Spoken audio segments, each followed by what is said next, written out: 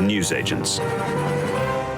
Have to put you news that broke exactly an hour ago, Prime Minister, and say welcome to the studio. Thank you for coming in. Apologies, let me say thank you to that. Morning, Nick. Nice to be here again. It's good to see you, Prime Minister. Inflation returns to the 2% target for the first time in almost 3 years, down from 2.3% in the preceding month, 2% in May. A reaction on that, if you would, Prime Minister.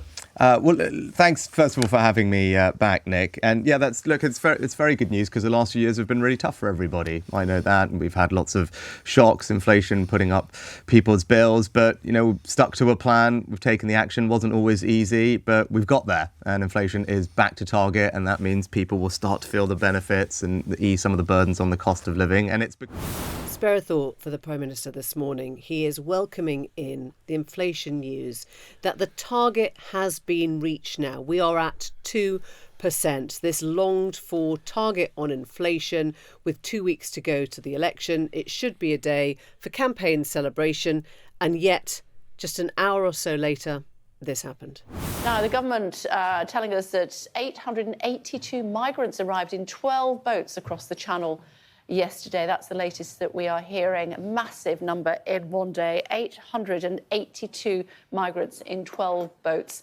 The latest that we're hearing is a huge percentage of those that have crossed the Channel so far today are from Vietnam.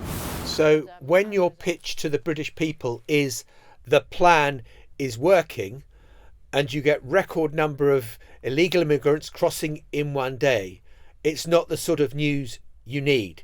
Rishi Sunak cannot seem to catch a break, and it's affecting Tory campaigning. Welcome to the newsagents. It's John. It's Emily. It's Lewis. Back from a trip around the country. I've called it the Tour of the Levant. You are our very Spalding own is not the Levant, Emily, I have Lady to say. Mary Wortley Montague writing your diaries. It never will be. Across the dales and the hills of the north of England. It's a joy to see you both. It's a joy. We've missed Welcome you. back. I'm surprised you could find us. Yes. I mean, I saw on I've not been Instagram- avoiding you. Or I saw on Instagram some pictures of some Boats. very nice pubs. Yeah, It's a tough job, John, but someone's got to do it. good. Just making sure they're all still there. Yeah, and you visited them all. Absolutely. Not all of them, just the best ones. Just the best ones. We had some yapas, which is Yorkshire tapas, by the way. I love that. Is it nice, actual pudding? It's basically very small Yorkshire puddings with various things in them, essentially. Fantastic, love it. You can get that in the Black Dog in Whitby. Yeah, pass. Are we going to talk anything about politics, or are we food. just I going don't to talk think so. I about think Lewis people- Goodall's tour? I I think think people we're have had past enough. politics now. I mean, I think this is one of the themes that we should talk about because we're going to discuss a little bit Rishi Sunak on LBC with Nick Ferrari this morning, and we're going to talk about where the campaign is at the moment and how defensively the Conservatives are actually batting at the moment, i.e. they are not on Labour territory at all right now. They are just defending their safest seats. And I guess we're also going to be talking about the messaging in this. And one of the people we're going to hear from briefly is Lord Saatchi, Maurice Saatchi, the godfather of negative campaigning, the man who sort of made nasty campaign politics a thing in this country. But it was interesting because Rishi Sunak spent yesterday down in the West Country. And I was thinking back to when I was on the John Major battle bus in the 97 election and where we went to in the West Country. And we went to seats where the Tories were defending a majority of 2, 3, 4,000. There was Sebastian Coe's seat somewhere. And we went to another seat, which was, I think, Rupert Alliston's seat, which was maybe 3,000 or 4,000 majority. Rishi Sunak yesterday was in Devon West, Sir Geoffrey Cox's constituency, former Attorney General, where his majority is 25,000. Yeah. Seats don't come safer than that. The Prime Minister can only visit so many constituencies during an election campaign, and you only go to the ones where you think you can win it or you can stop it from going the other way. If you're in seats with a majority of 25,000, oh my God, you're thinking that Armageddon is just around the corner. Yeah, and I think it is making the whole campaign really asymmetric because Labour is branching out into places they never ever thought they'd be campaigning. I mean, the South West we've talked about a little bit. Parts of Cornwall they think will go Labour. Parts of Suffolk are on the cusp now. Parts of Norfolk even. I mean, if you look at Liz Truss's seat in South West Norfolk, I can't remember the last time we saw a Labour person there. Truly. But there is now a chance. I mean, this is even coming up on some of the polls as too close to call. It is, grey marginal. Places like that would have been unthinkable as Labour gains, even at the beginning of this campaign. Yeah, I mean, the Times have crunched the numbers about it. So the Prime Minister has spent the election campaign visiting seats with an average majority of 11,800. Over the past 10 days, that average has in fact increased to 14,300. And 20% of the seats he's visited have majorities of more than 20,000. Like, this just never happens. I mean, I was racking my brains this morning to try and think of a campaign that would be equivalent. You might think, in a way, I mean, the closest equivalent might have been Corbyn in 17, when he started out with a similar gap to try and make up. But very quickly through the course of that campaign, of course, as we know, the gap did start to close, and he started to go on the offensive. So it is deeply, deeply weird to see Conservative ministers, the Prime Ministers included, with their wellies on, in fields in deeply bucolic England, sort of deeply rural seats. Although Cameron, and it was a terrible photo op yesterday where with the sheep, even the sheep can't be relied. They did a photo op where they had Sunak and Cameron in a field trying to get all the sheep to come towards them and sort of mull around and feed them. Say, and they all ran away. Use a dog. Yeah, but sheep run away from people. I mean, if so anyone has... So who thought it was a good photo op? Okay, I'm just saying, as somebody who quite often goes into a field with sheep, they do tend When to run do you away. do that? I do it the whole time. In London? No, but I spend a lot of time in a field with sheep, and I think of myself as sheep friendly, and they all run I've away. always thought that about you. Right, I've exactly. always thought that about you. They do. I mean, that's why we use dogs. So, I mean, the other thing about it, and looking at where they're campaigning, and that analysis that the Times has done, and I don't think he has campaigned north of Grimsby other than to go to Grimsby for the Sky debate. I think I'm right in saying. Yeah. So he's kind of, it's and very really little Scotland. Yeah. I think there are 2 places, probably 3 places, that the Conservatives might take off the SNP. Interestingly enough, there are a couple of seats on the East Coast, Aberdeenshire, which could go blue. But yeah, so he's limited his campaigning, but when he gets asked, as kind of when he was on Nick Ferrari's show and was asked about polling and the latest, and he gets incredibly tetchy and says, "This is a process. I'm about winning the votes on July the 4th." You can be sure that Conservative Party HQ is determining where he goes on the basis of polling, on the basis of where they think there is vulnerability, on the basis of people that are kind of likely to lose their seats. And as Lewis, you were saying, look at the average of... But I also wonder if he trusts the campaign team around him anymore. I mean, we know that D-Day had a massive cut through with the public. We know that was arguably a turning point in the whole election. And, when you look at the kind of advice that's coming out, presumably from Isaac Levido, who we know disagreed about the date of the campaign, that's his campaign sort of strategist, it doesn't seem to have been closing the gap. It seems to have been doing the opposite. So why do you actually... I mean, when you're looking at, as the Prime Minister, at those around you, there must be a point at which you start thinking, these guys are not helping. No, but I think that at this point now, I mean, it is extraordinary. That Grimsby point is amazing, right? I mean, we would not, if we'd been sat here even maybe when we started this show, if we'd been told that basically the incumbent Conservative leader, whoever it had been at that point, Liz Truss, but whoever, would basically abandon, would not be campaigning, would not be contesting what we all thought in 2019 was going to be the permanent equivalent of swing states, right? This was going to be these seats in the Red Wall were going to be the equivalents of Ohio and Florida and all of these places that were suddenly going to be the electoral battleground. We would have been astounded. And it is a mark of how quickly and how far the political pendulum has shifted in such a short space of time, and that Sunak has simply been unable to arrest that decline since. It is astonishing. I mean, one of the other things, about this pendulum is that if the polls are right, and we keep on saying that, 100 caveats, all the rest of it, but it looks as if the swing to Labour this time round will be historic in terms of the number of seats they will get. But I think we've all found this in our own various ways. There hasn't been passion for Starmer. There hasn't been excitement in many places at the idea of what they're actually going to vote for, particularly in the Red Wall. There's a kind of like, well, if there were something else, I'd probably do something else, but there isn't, I'll go Labour. Yeah, well, I think that's right. I mean, on the Red Wall stuff, I mean, it shows the confusion of the Conservative campaign, right? The Boris Johnson stories this week about whether Johnson would be campaigning in the Red Wall, would be dragooned in, drafted in, shows the exact kind of total confusion that has gripped the Tory campaign. Because on the one day, he is being dragooned in to try and save the Red Wall. But then there's briefing the next day, basically saying, what is the point of getting Boris Johnson in the Red Wall, right? What's the point? Because he alienates as many voters in the absolute heartlands, in the sort of southeast and so on. And that is all we're playing for now. So there is no point putting Boris Johnson in Grimsby or in Lee or wherever it happens to be, and making him dominate the airwaves, which he will do if he got back into the game, because he is alienating to the core vote, which this campaign is now all about. So they it's about can't put him in the 150. southeast. None of the Lib Dem marginals. Well, the worry is that, you know, you put him in the north, but of course, what does Boris Johnson do? As soon as he gets on the campaign trail, in a campaign which is, as we know, pretty stolid and pretty arid, he just dominates, much like Farage. He starts to dominate when everyone sees him. Yeah, and isn't he campaigning at the moment from Sardinia. Costa It's his 60th Smeralda? birthday today, I think. Happy birthday, Boris. We do think that there's some talk that he may have taken a suit with him on holiday. Just so that he just could do... in case, to make his videos look slightly less dishevelled. But you're right, Emily, in another sense about this campaign has such a paradox at the heart of it, right? Which is that Labour, if all you were looking at that was the polls, you would assume that this country was basically in the streets crying out for a Labour government and for Keir Starmer, right?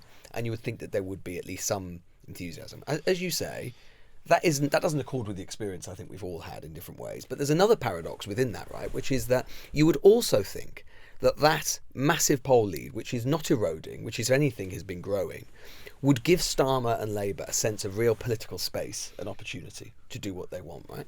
But then on the other hand, what are we seeing in this campaign? We're seeing day after day Labour very often being forced to chase its tail on tax, every single day being forced into a position where it has to rule out yet another potential tax rise in the future. So what did we see just in the last 24 hours or so on council tax? Being forced to rule out any potential change, really, to the council tax system, now perhaps throwing back a little bit on that. But the very fact, right, that a 20-point poll lead in this country that is basically sustained for a year, the fact that doesn't give Starmer the sense of, or the Labour leadership, that they don't feel that they have the political space right now to even allow that to get to election day, tells you actually to what extent they feel their lead is brittle and it could quickly be eroded, if not in the campaign, but in government itself. I mean, it's the most aggressive, unfair tax in Britain, and they don't feel they can deal with that. The lack of love thing, because the only caveat to that, I'd say, is that the places that we are going tend to be the marginals, tend to be talking to focus groups, tend to be older people.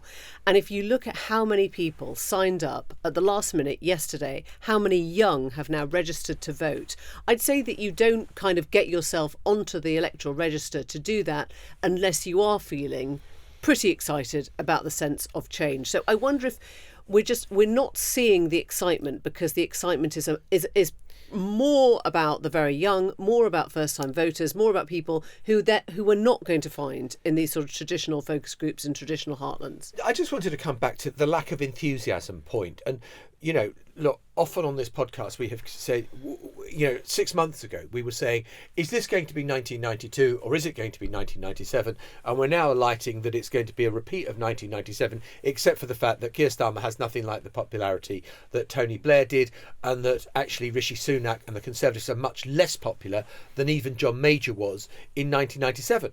Maybe we're all going for the wrong comparison. I mean, maybe we should be going to the Australian general election of May 2022, when Anthony Albanese beats Scott Morrison, who was going for a fourth successive Conservative term, and the Australian people said enough.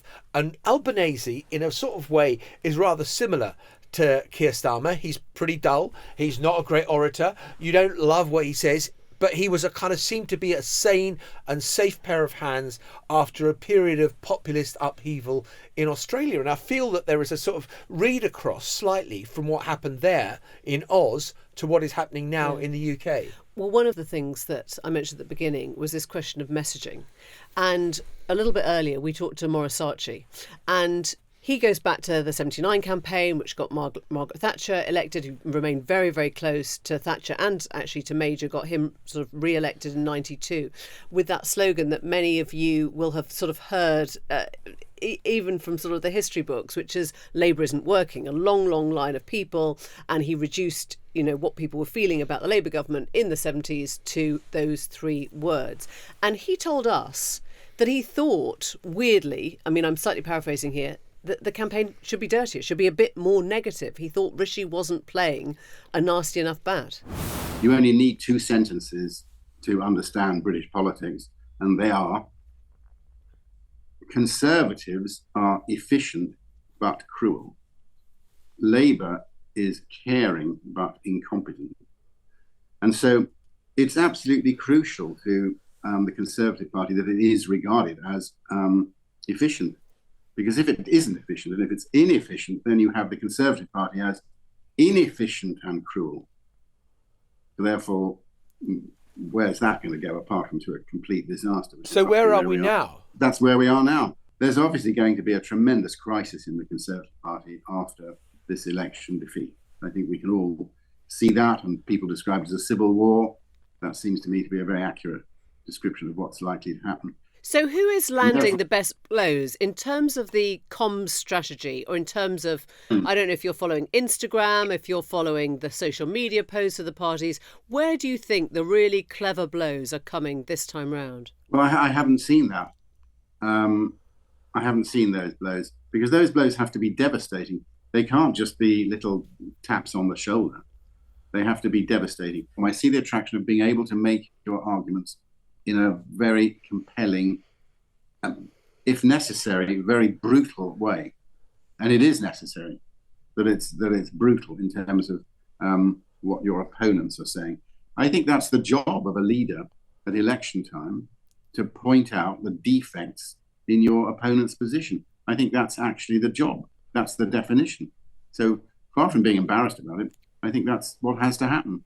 I'm sorry, but I don't see something brutal enough by my standards in terms of the demolition of the other people. Are you saying the Tory party isn't being nasty enough right now? You have to regard it as your job as the leader of the opposition to demolish what your opponent is saying. That's your job. And one mustn't in any way be embarrassed about it. And that job will involve definitely reducing whatever it is you've got to say, probably into 3 words or a maximum of 5. But beyond that, it becomes waffle and is therefore unacceptable, and nobody will hear it. You must regard your job as leader to destroy your opponent and their position, and that has to be done in a totally brutal manner. And that secondly, you have to take your beautiful arguments and your wonderful lectures and everything that you've had to say on a subject and reduce it to a maximum of 5 words. Yeah, I do sort of know what he means. I mean, actually, we spent quite a bit of this last 12 months in the run-up to this election, or at least I did, assuming that this would be a really dirty campaign. Hasn't been, has it? Hasn't been. And we had a sort of glimmer of that even in the local elections of 2023. You remember when there were, Labour came out with a series of digital ads basically saying, talking about rapists. Rishi Sunak doesn't care about paedophiles. Yeah, or rapists or whatever it is. And it felt like we're constantly told that both CCHQ and Labour have this file this thick about Starmer's time as a human defence lawyer, and then Sunak's time in the city and basically betting against Britain, they say, in the financial crash of 2008. I don't know whether there's a slight element of mutually assured destruction with it. Slight element, frankly, again, of simply CCHQ just being caught on the hop by the election itself. That is a theme we've seen throughout the election repeatedly. I just think they're fighting different wars.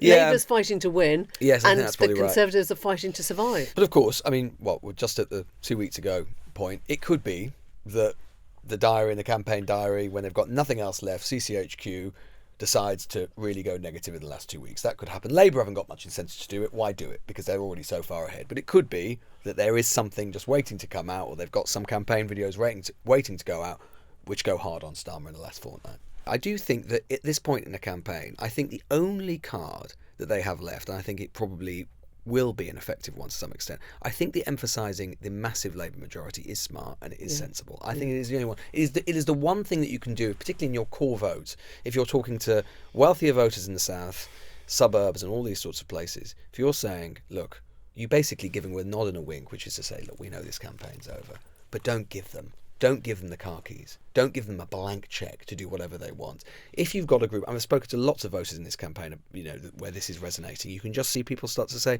yeah, I'm a bit worried about tax and I'm a bit worried about that. And people who don't like Sunak, don't like what the Conservatives would do, but assume that a change is coming and it's baked in, but they don't want it to be a change without constraint. Okay, so my question is, what does that do to Scotland, right? Where a lot of the pollsters now are essentially expecting this to be the end of SNP dominance in Scotland, could go down to 15 seats. But personally, I think they'll probably do north of 20, 25, but I think that's a gut feeling. I'm not sure what I'm standing on. But are there going to be people in Scotland who say, look, Labour's assured. We don't have to worry about the UK. We do have to keep up our sense of opposition to Labour, otherwise we become uniform. It's too uniform, and that doesn't help the independence cause. But what we've seen in Scotland in the past is that when Scotland goes, it goes. Yeah. I mean, you go to 2001 when the Tories were kind of wiped out from Scotland. You go to 2015 when Labour are more or less wiped out from Scotland.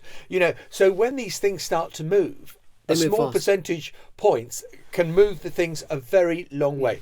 But we're going to be back in a moment talking more election numbers with Luke Trill, our pollster from More in Common. Time to talk numbers.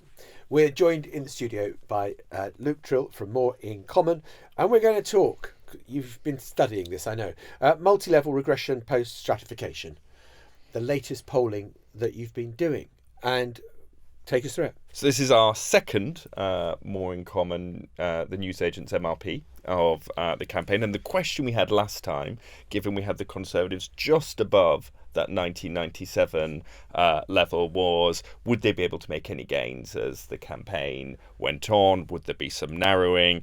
And looking at the figures we've got back, in fact, the opposite has happened. The Conservatives are actually in a worse position on 155 seats. That would be pretty much a historic defeat for the Conservatives, worse even than the result they got in 1906 when they had 156 seats, worse than 1945, of course worse than 1997. Labour up on 406. And interestingly, the Liberal Democrats on 49 seats, getting back, if this holds, and of course this is a projection rather than a prediction, getting back to the levels they were at before the coalition, and the SNP down on 18 seats. And last time we talked about the fact there were lots of marginal seats in Scotland, which on the last model just broke for the SNP. In this version, the opposite has happened, and you've got more of those marginal seats in Scotland breaking for Labour. So, Luke, have you changed your methodology? Because some pollsters have now. I noticed that Ipsos is now saying, when we get a don't know, we ask for a second answer by giving a whole list, a whole sort of slate of candidates. So we go much more into a real life situation than just a sort of, as you would say, a projection, or going historically to how people voted before. Has your methodology changed? Yes, we've made some changes to the methodology. So we show everyone now the people who would be on their ballot paper. Okay, so they see the actual names. So they can see the actual names. And we think that is in part what is boosting the Liberal Democrats in particular, because we know they benefit from tactical voting. So we've got that. We've also made some other changes to the model itself. We've added some other variables which might affect things. So, for instance, we now take account of the number of people who are self-employed in a constituency, because that gives a good flavour of how they might vote in particular ways. So we've made some tweaks on the last one, because they have a particularly unique profile compared to people who are employed by a company and aren't self-employed, which may affect their voting habits.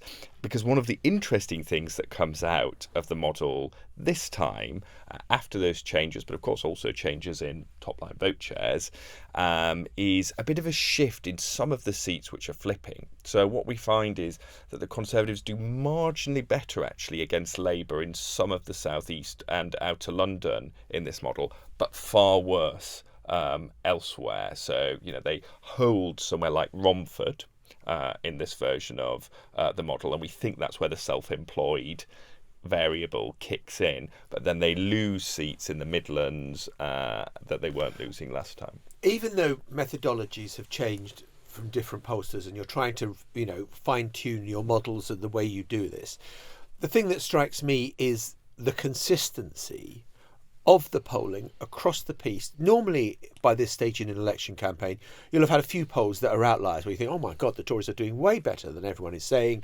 Yours is way better, funny enough. I mean, yours is the way betterist. Yeah. Well, so that's a really interesting thing. I think if we were in an election where things were closer, we now, if you look at the spread on the MRPs or even just headline voting intention, you would have some pollsters who might be projecting a Conservative win and some that might be projecting a Labour win, or variations of a hung parliament. Because it's not close, what is being masked slightly is that variation amongst the pollsters. You've got some of the MRPs which have the Conservatives going down to sort of 60, 70 seats. I mean, truly extinction levels. Ed Davey potentially becoming the leader of the opposition. And then you've got at the other end, our poll, I'm not saying ours is better or worse than the others, but you've got ours saying heading for a very bad defeat, a worse defeat than 1997, but perhaps a more recoverable one. But you've also got, I think, nearly 100, which let's call them too close to call, right? Marginals, the sort of grey bits of the map, pretty much, where you're saying it's a toss-up. We just don't know. And obviously 100 seats is, I mean, that feels like quite a lot. It's quite a lot to play with, right? Absolutely. And one of the things we want to be really transparent about is, particularly given this is a model, is that those seats, you could effectively view them as too close to call at this stage. And if the Conservatives were to win all of the seats where they're within 5 points, they'd be up at 203. I mean, it's still not great, but, you know, significantly higher. If they were to lose them all, they'd be approaching 100 there. So what happens in the last few weeks of the campaign could actually be quite determinative in terms of what type of opposition we end up with.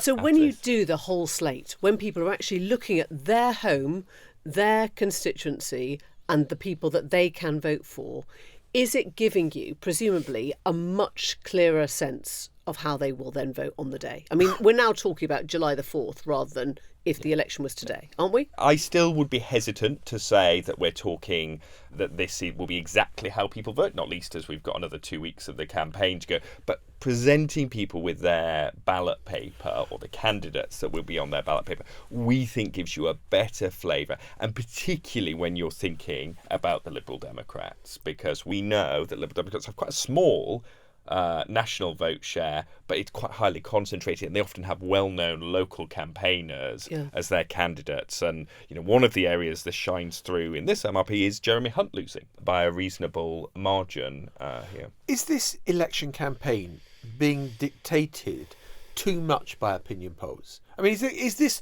almost the campaign? And I know this is like asking someone who's got a dry cleaning shop whether people dry clean their clothes too much. You know, you're in the business of polling, and obviously you want more people to be commissioning polls. But I just wonder whether we are just being driven too much by polls and not enough about what is happening on the ground, etc. Yeah, I think, you know, there's some evidence, and we see it from some of our focus groups, that people now know more what's happening in opinion polls than they know, policy announcements from the parties. I mean, I think that might also be the fault of the parties. It's not like this has been a particularly policy-rich campaign, particularly on Labour's side, played very safety first. And I think that might lend itself more to process stories creeping in more. Because there's less of a policy contest, people are debating the polls as well. But I think there's another thing which I think might be being slightly obscured by some of the polling, is that because it's stayed so steady, because there hasn't been that narrowing, there's a temptation to think nothing has changed.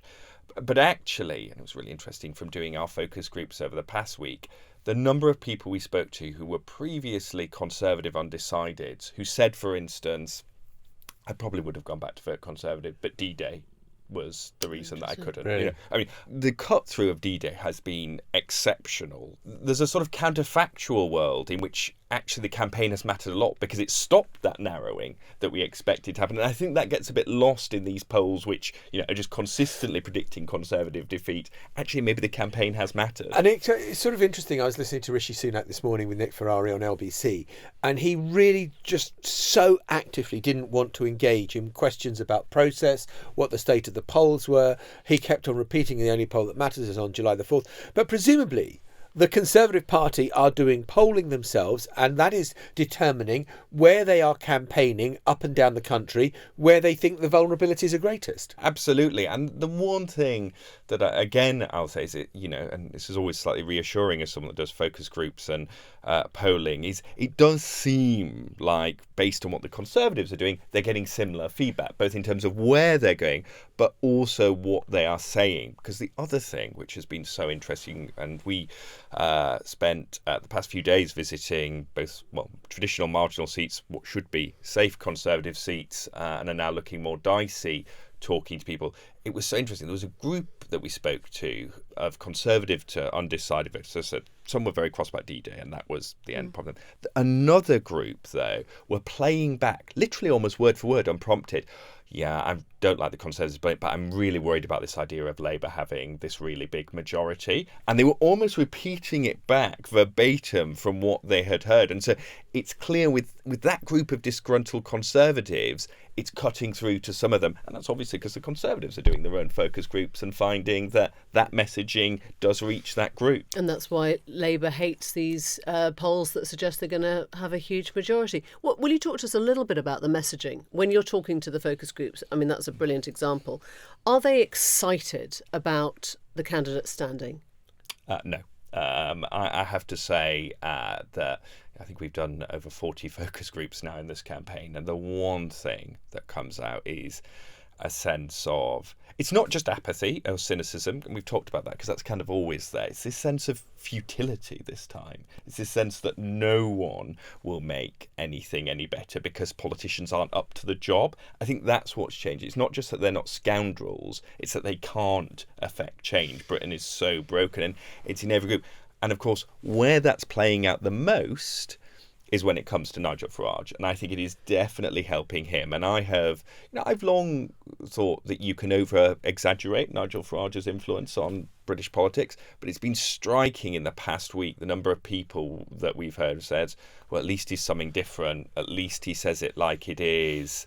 I'm sick of the lot of them, and particularly interesting amongst Conservative to Labour switchers, that group who were Labour 2015, places like the Red Wall, switched to the Conservatives, then we're going back to Labour. That group have a particular appeal. And it makes me think that whilst Labour's Ming Vast strategy was very sensible when they were facing the Conservatives alone, it's not enough against it's not enough when they get into government, because they could have relied on the Conservatives' brand being trashed for a long period of time. It would have given them leave it. Now they're going to have Nigel Farage waiting in the wings. You're going to have an emboldened reform. I think they're going to have to quite quickly pivot to something emboldened reform that gains more than one seat. I mean, what would your prediction be there? Well, look, I mean, in our current MRP, we don't have them gaining seats, but in part that's a product. We like to do longer field work, so when we think our final MRP will give a better picture of where. I mean, the Times are saying that Farage could win Clacton on the biggest swing ever seen. I wouldn't, and we've been to Clacton to focus group, and there was no doubt he enjoyed some support there from people who feel like they've basically been let down, shafted by the two main parties. So I think he could be there, but I think there are a couple of others where they could break through. But once Nigel Farage is in Parliament, whatever we say, Parliament gives you a platform. And I think Labour are going to, and I understand why they're not engaging now, but just from talking to so many people, unless they have an answer on this, I think things could get quite dicey quite quickly within the first year of a Labour government. Luke, thank you so much. Thank you.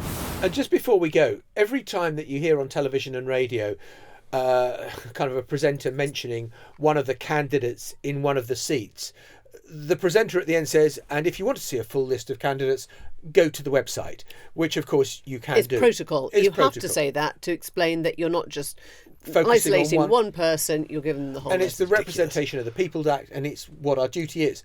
But how much simpler to be able to do that than what we used to have to do. Here is Maurice Stewart at the Chesterfield by-election in 1984. Maurice Stewart is the newsreader, and she's having to list all the other candidates. Talking point of the day among candidates in the Chesterfield by-election.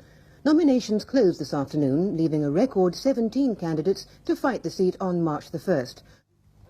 And the other candidates are Lord Saatchi, Monster Raving Loony Party, Last Stand, Sid Shaw, Elvis Lee Yours, Elvis Presley Party, David Bentley, Four-Wheel Drive Hatchback Road Safety, Helen Anscombe, Death Off Roads, Jitendra Bhardwaj, Yoga and Meditation, Donald Butler, Buy Your Chesterfield in Tame Party, David Carhill, Reclassify Sun Newspaper as a Comic, John Connell, Peace Candidate, John Davey, No Increase in Dental Charges, Christopher Hill, Prisoner Party, Thomas Layton, Spare the Earth, Paul Nicholas Jones, Independent, and Giancarlo Piccaro, Official Acne Party. I love that. No mention of Tony Benn, who presumably was the candidate that they had been talking about in the piece and became the MP. I think you'd go for Official Acne, or maybe Acne Official. You'd be right at the top. Yoga right? meditation is lovely. I mean, it's just fabulous, isn't it? This is what I love about British politics. This is what you would never get in US And you have politics. to do it all with a straight face. And you have to do it absolutely with the BBC. Yes, straight face. face. Absolutely. All right, we'll be back tomorrow. We'll see you then. Bye-bye. Bye. Bye-bye. The Newsagents. This is a Global Player original podcast.